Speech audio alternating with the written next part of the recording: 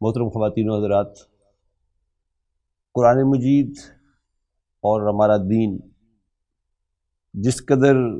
Stress کرتا ہے شادیوں کے اوپر، شاید ہی کوئی مذہب اور کوئی قانون یا کوئی تہذیب اس قدر سٹریس کرتی ہو نکاح کے اوپر، اس لیے کہ نکاح ایک ایسی چیز ہے کہ جو برائی کے راستے کو بند کرتا ہے۔ اسی لیے اس کی سادگی پر بھی اسلام بہت زور دیتا ہے کہ اگر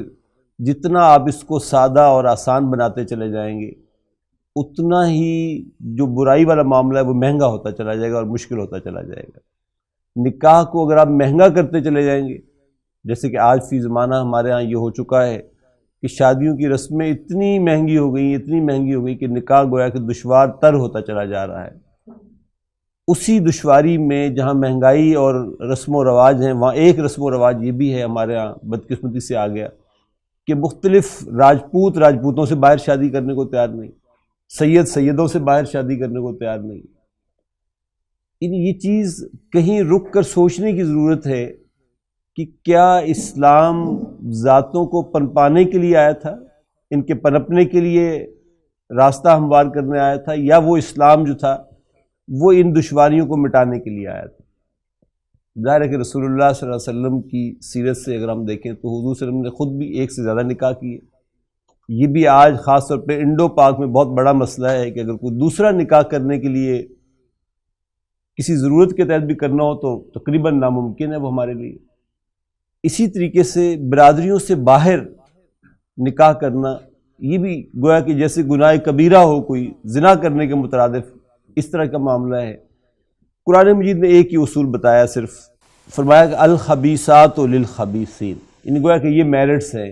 خبیث عورتیں خبیث مردوں کے لیے ہیں، والخبیثون للخبیثات، اور خبیث عورتوں کے لیے خبیث مرد ہیں۔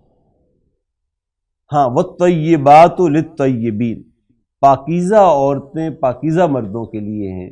والطیبون للطیبات، اور پاکیزہ مرد پاکیزہ عورتوں کے لیے ہیں۔ بس اللہ خیر صلی اللہ، یہ پیغام ہے اسلام کا، گویا کہ جو چیز دیکھنے والی ہے وہ اس کا کردار دیکھنے والا ہے۔ جو چیز دیکھنے والی وہ یہ کہ وہ اسلام کے مطابق کتنا عمل پیرا ہو رہا ہے۔ اگر وہ اسلام کے مطابق عمل پیرا نہیں ہے تو چاہے سید ہو، ہمارے ایک استاد فرمایا کرتے تھے جب بھی کبھی مولانا عبید اللہ سندھی کا نام لیتے تھے تو فرمایا کرتے تھے رحمۃ اللہ علیہ، حالانکہ وہ ہندو سے مسلمان ہوئے تھے، لیکن یہاں رحمۃ اللہ علیہ کہنا اس میں میرٹ اور ہے نا، اس میرٹ کے مطابق اگر کوئی ہندو بھی مسلمان ہو کر آ جائے گا تو اور وہ اس میرٹ کے اوپر ہوگا تو ہم اس کے ساتھ رحمۃ اللہ علیہ کہیں گے۔ مولانا احمد علی لاہوری کے نام کے ساتھ رحمۃ اللہ علیہ کہیں گے، حالانکہ سکھ سے مسلمان ہوئے تھے۔ مولانا عبید اللہ سندھی ہندو سے مسلمان ہوئے تھے، لیکن اگر کوئی مسلمان ویسے کام کر رہا ہے تو وہ چاہے سید برادری کا حصہ ہی کیوں نہ ہو، ظاہر بات ہے اس کا ہمارے دین سے کیا تعلق ہے۔ تو رشتے لیتے دیتے وقت ان پریفرنسز کو دیکھنے کی ضرورت ہے،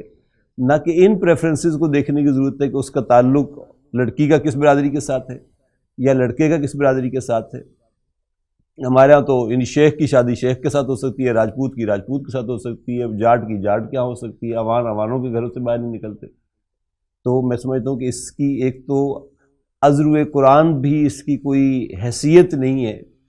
اور ویسے بھی آج یعنی یہ میرے مخاطب آج پنجاب یونیورسٹی کے اسٹوڈنٹس ہیں تو میں ان سے بھی یہی کہوں گا کہ خالصتاً بایولوجیکل پوائنٹ آف ویو سے بھی اگر آپ دیکھیں، آج کی سائنس کے اعتبار سے بھی دیکھیں تو وہ تو اس کو الٹا اور موٹیویٹ کرتے ہیں اس بات کو کہ رشتے لیتے دیتے وقت آپ ذرا دیکھیں کہ کراس برادریوں میں اگر آپ جائیں تو بچے ذہانت کے اعتبار سے بھی، صحت کے اعتبار سے بھی، ایون آئی سائٹ کا آج کل بہت مسئلہ ہے کہ اگر ایک ہی وہ کزن میرجز کے چکر میں آ کر بچوں کو بچپن میں ہی گلاسز لگ جاتے ہیں، تو دونوں اعتبارات سے میں سمجھتا ہوں کہ قرآن مجید کی روح سے بھی، ہمارے دین کی روح سے بھی، اور ماڈرن سائنسز اور بایولوجیکل سائنسز کے اعتبار سے بھی، اور ذرا تھوڑا سا باہر نکل کر وسیع اسپیکٹرم میں سوچے تو اس کو اس بات کا احساس ہو جائے گا کہ اسلام نے جس چیز کو پروموٹ کیا وہ حکمتوں سے بھری ہوئی بات تھی، حکمت سے خالی کوئی عمل نہیں تھا۔ تو میرے نزدیک میں یہ سمجھتا ہوں کہ اسلام اسی بات کو پروموٹ کرتا ہے کہ انٹر فیملی میرجز جو ہیں، ٹھیک ہے اگر اچھا رشتہ ملتا ہے تو یعنی ایسا نہیں کہ فیملی کے اندر شادی کرنا کوئی گناہ ہے، لیکن فیملی سے باہر شادی کرنا بھی کوئی گناہ نہیں، بس اصل میں اس کو سمجھنے کی ضرورت ہے۔ اقول قولی ھذا واستغفر اللہ لی ولکم ولسائر المسلمین والمسلمات.